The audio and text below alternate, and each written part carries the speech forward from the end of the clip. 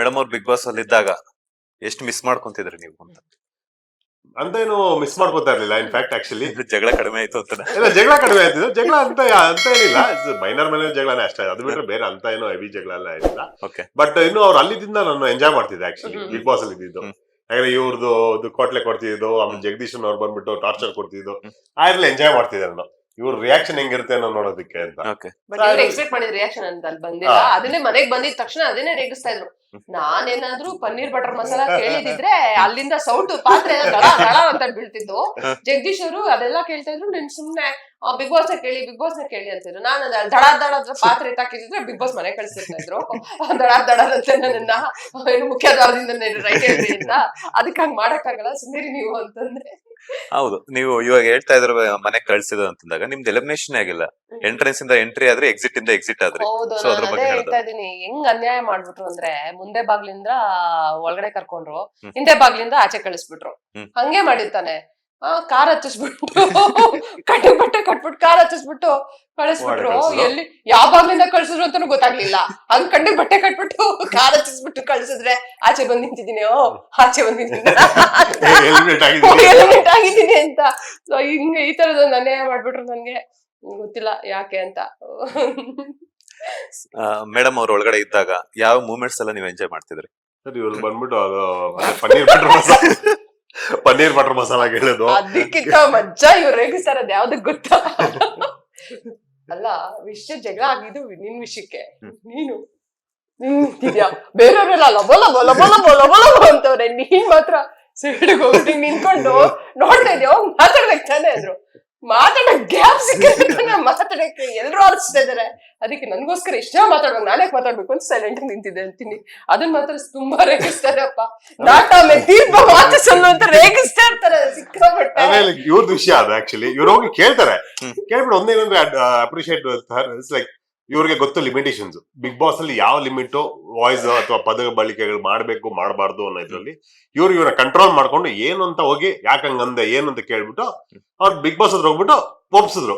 ಈ ತರ ಹಿಂಗೆ we can't take it, okay you have to take some action, ಇಲ್ಲ ನಾವೇನಾದ್ರು ಮಾಡ್ತೀವಿ ಅಂದ್ಬಿಟ್ಟು ಬಂದ್ಬಿಟ್ರು. ಇವ್ರು ಬಂದಿದ್ ಗ್ಯಾಪ್ ಅಲ್ಲಿ ಬಾಕಿಯವ್ರೆಲ್ಲ ಮುಸುರ್ಕೊಂಡು ಅಲ್ಲಿ ಫುಲ್ಲು ಜಗಳ ಆಗಿ ಇಬ್ರು ಆಚೆನೆ ಬಂದೇ ಬಿಟ್ರು.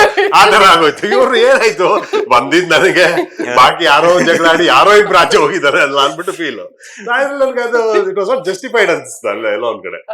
ಲೈಕ್ ಅವ್ರಿಗೆ ಅದು ಸಿಚುವೇಶನ್ ಆಬ್ವಿಯಸ್ಲಿ ಅವ್ರ ಪದ ಬಳಕೆ ಯಾವ್ದೇ ಹೆಣ್ಮಕ್ಳಿಗೆ ಆತರ ಅಂದ್ರೆ ಬಿಟ್ ಲೈಕ್ ಗಂಡ ಇಲ್ದಿರೋರ್ಗೆ ಆಗ್ಲಿ ಇರೋರ್ಗೆ ಆಗ್ಲಿ, ಮ್ಯಾರಿಡ್ ಆಗ್ಲಿ ಅನ್ಮ್ಯಾರಿಡ್ ಎಂತವ್ರಿಗೂ ಅದು ಹರ್ಟ್ ಆಗೇ ಆಗುತ್ತೆ. ಆ ಟೈಮಲ್ಲಿ ಆಯ್ತು, ಓಕೆ ಇಲ್ಲ ಅಂತ ನಾನು ಹೇಳಲ್ಲ. ಬಟ್ ಅದ್ರ ಸಿಚುವೇಶನ್ ಏನಿತ್ತು ಅದ್ರಲ್ಲಿ ಅಷ್ಟು ಜನ ಪ್ರವೋಕ್ ಆಗಿ ಇದು ಮಾಡಿದ್ದೇನಂದ್ರೆ ಹೆಣ್ಮಕ್ಳು ರಿಯಾಕ್ಟ್ ಮಾಡಿದ್ರು ಓಕೆ. ಬಟ್ ಅದ್ರಲ್ಲಿ ಗಂಡ್ ಮಕ್ಳು ಸಪೋರ್ಟಿಗೆ ಬಂದ್ರು ಫೈನ್. ಬಟ್ ಎಲ್ಲ ಕೊನೆಗೆ ಹೊರಗ್ ಬಂದಿದ್ಯಾರು ಒಬ್ರು, ಅದ್ರಲ್ಲಿ person was participated like Jagadish ಅವರು. ಇನ್ನೊಬ್ರು ಪಾಪ ಅದನ್ನ ದೂಡಿ ಇದು ಮಾಡಕ್ ಹೋದ್ರು, ಅಷ್ಟೇ ಪ್ರೊಟೆಕ್ಟ್ ಮಾಡಕ್ ಹೋದ್ರು ಹೆಣ್ಮಕ್ಳನ್ನ.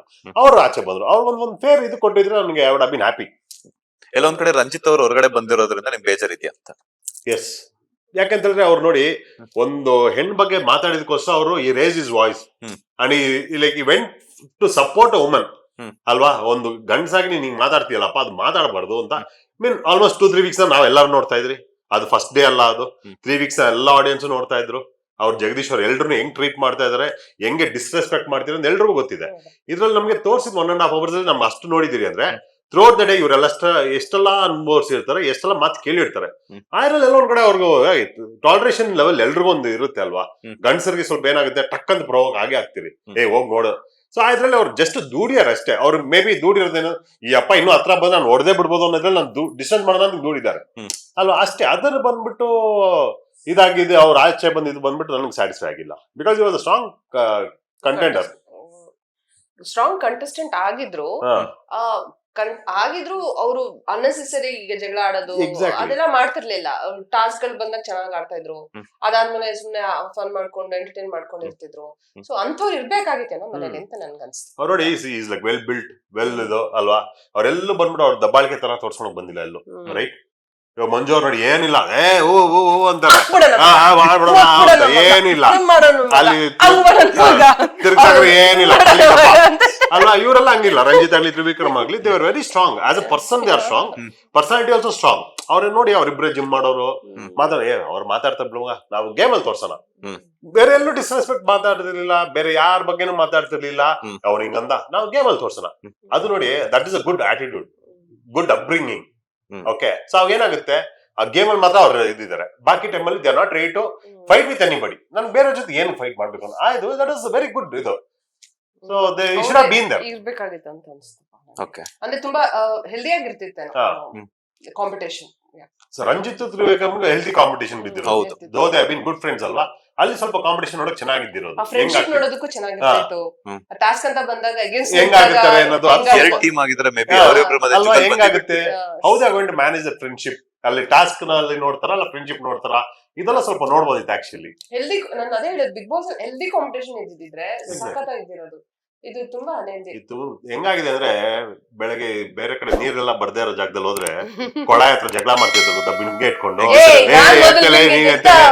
ಆತರ ಆಗಿದೆ ಇದು. ಬಿಗ್ ಬಾಸ್ ಹೌಸ್ ಅಲ್ಲ, ಬ್ಯಾಟಲ್ ಬಾಸ್ ಹೌಸ್ ಆಗ್ಬಿಟ್ಟಿದೆ ಇದು. ಕೊನೆಗೆ ಏನಾಗುತ್ತೆ ಅಂದ್ರೆ, ನೀರು ಹಿಡಿಯೋದೇ ಮರ್ತು ಬಿಟ್ಟು ಜಗಳ ಜಗಳ ಹೊಡ್ಕೊಂಡು ಎಲ್ಲ ಹಂಗೆ ಆಗಿದೆ. Nobody is just playing game. ಹೋದಾಗಿಂದಾನು ಜಗಳ ಆಡ್ಬೇಕು ಅಂತ ಆಡ್ತೀರ, ಬೇರೆ